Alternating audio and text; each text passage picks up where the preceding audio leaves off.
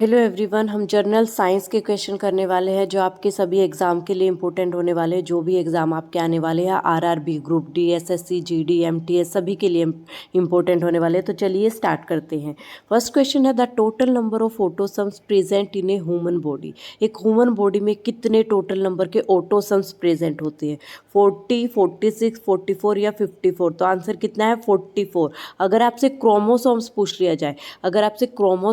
पूछ लिया जाए, तो क्रोमोसोम्स कितने प्रेजेंट होते हैं? 46 क्रोमोसोम्स प्रेजेंट होते हैं। और ऑटोसम कितने प्रेजेंट होते हैं? 44 ऑटोसम्स प्रेजेंट होते हैं।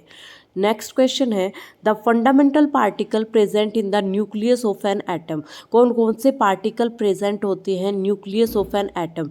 एटम के न्यूक्लियस में कितने पार्टिकल्स, कौन कौन से पार्टिकल प्रेजेंट होते हैं? Electron, proton, proton neutron, neutron electron या न्यूट्रॉन पॉजिट्रॉन? तो कौन कौन से होते हैं? तो प्रोटॉन और neutron.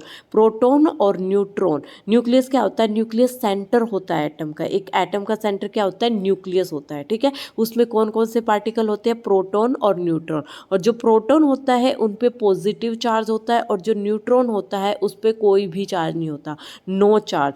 The nucleus of an atom is made up of proton and neutron से बना होता है। टू टाइप ऑफ वेरिएंट्स होते हैं ये, प्रोटॉन और न्यूट्रॉन, जो ज्वाइन किए जाते हैं न्यूक्लियर फोर्स के द्वारा। क्वेश्चन ये आ सकता है, which are joined by the nuclear force के द्वारा।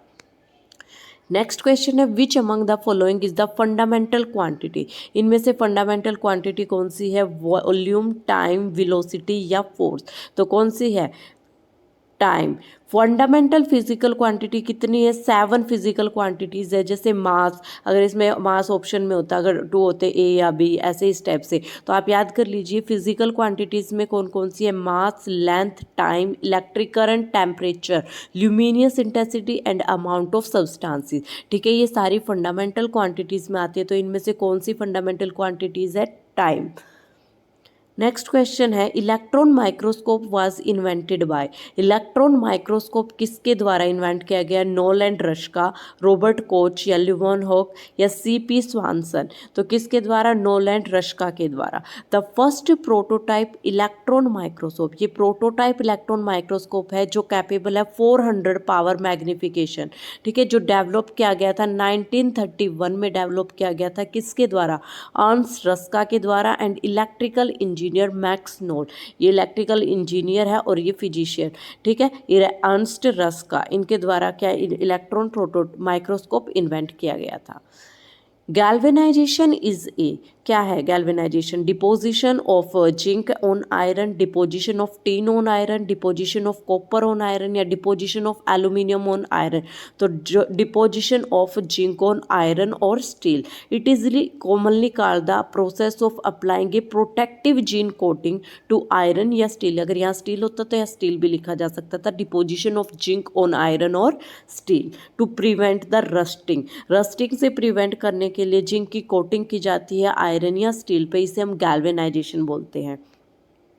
Chemical formula of the sodium bicarbonate. Sodium bicarbonate का केमिकल फॉर्मूला क्या है? Na2CO3, NaHCO3, NaOH2, NaHSO4। तो क्या आंसर है इसका? NaHCO3। सॉरी, यहाँ पे गलत लिखा गया, गलत टाइप किया गया है, NaHCO3। सोडियम बाइकार्बोनेट का commonly known as baking soda, इसे हम बेकिंग सोडा भी बोलते हैं। ठीक है, बेकिंग सोडा भी बोलते हैं सोडियम बाइकार्बोनेट को।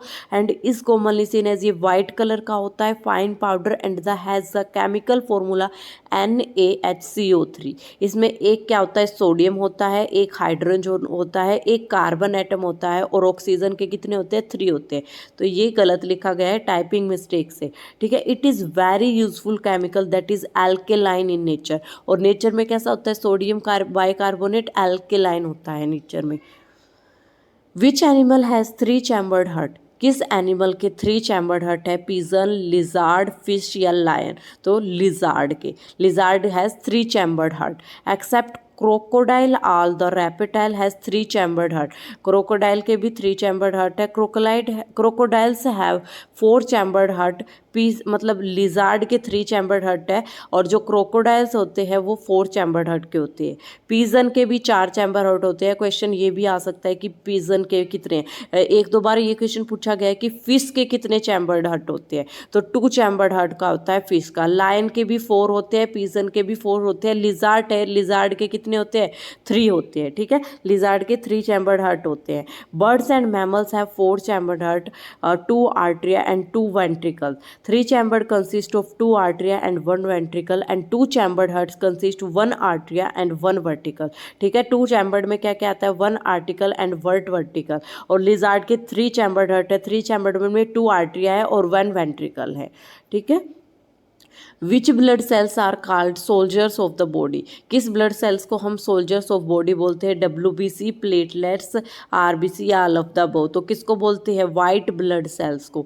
वाइट ब्लड सेल्स हमारी इम्यूनिटी प्रोवाइड करता है, हमारी बॉडी में इम्यूनिटी बढ़ाता है। वाइट ब्लड सेल ज़्यादा होना भी खतरनाक होता है और कम होना भी खतरनाक होता है। ये इम्यूनिटी बढ़ाता है हमारे शरीर में। They help in fighting against disease, infection, allergies and foreign particle. तो इसे हम क्या बोलते हैं? Soldiers of the body, soldiers of the body बोलते हैं, ठीक है। नेक्स्ट क्वेश्चन है, radio activity was discovered by? Radio activity किसके द्वारा डिस्कवर्ड की गई? कैल्विन, थॉमसन, रदरफोर्ड या बैकवर्थ?